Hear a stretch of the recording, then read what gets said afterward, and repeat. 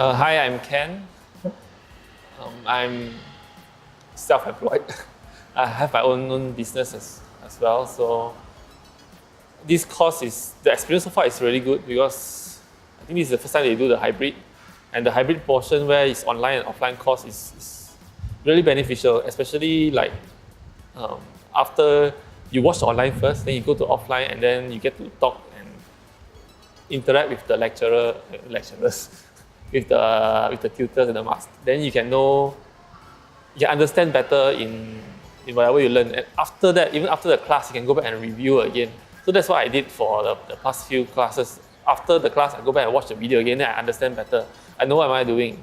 And how does this actually help me is that a lot of people think that doing website is a like rocket science, very difficult thing. It is still quite difficult, but the thing is at least you understand the structure.